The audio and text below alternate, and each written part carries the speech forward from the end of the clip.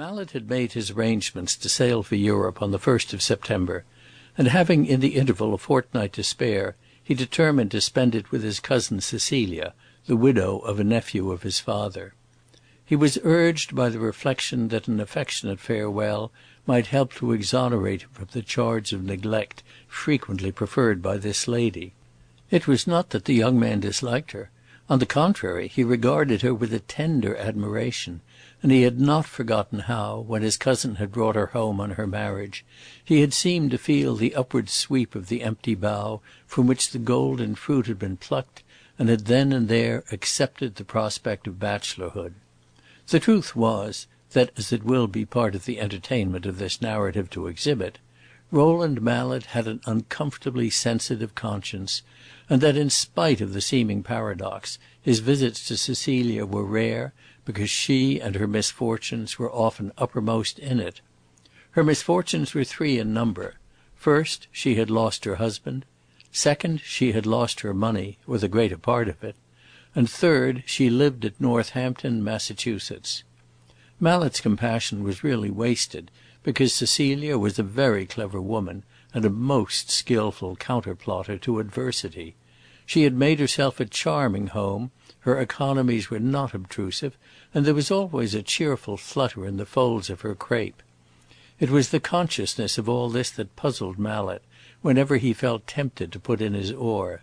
He had money and he had time, but he never could decide just how to place these gifts gracefully at Cecilia's service. He no longer felt like marrying her. In these 8 years that fancy had died a natural death.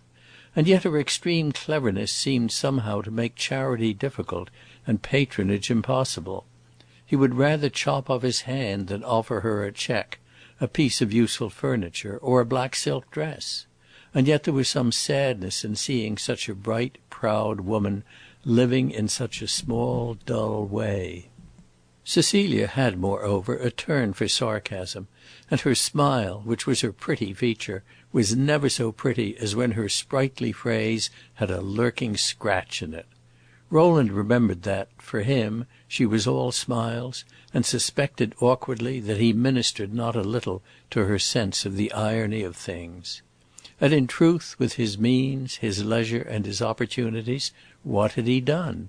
He had an unaffected suspicion of his uselessness. Cecilia, meanwhile, cut out her own dresses, and was personally giving her little girl the education of a princess.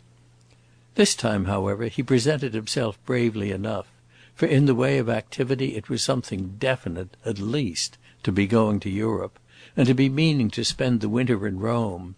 Cecilia met him in the early dusk at the gate of her little garden, amid a studied combination of floral perfumes.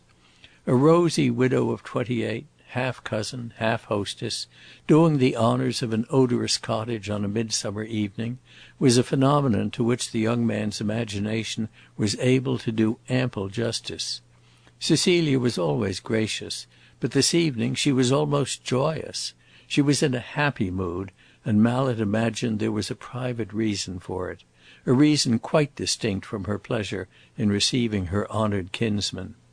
The next day he flattered himself he was on the way to discover it.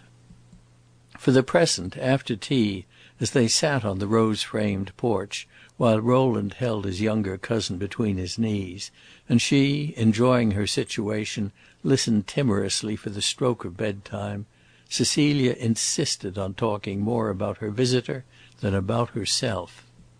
"What is it you mean to do in Europe?" she asked lightly, giving a turn to the frill of her sleeve, just such a turn as seemed to Mallet to bring out all the latent difficulties of the question.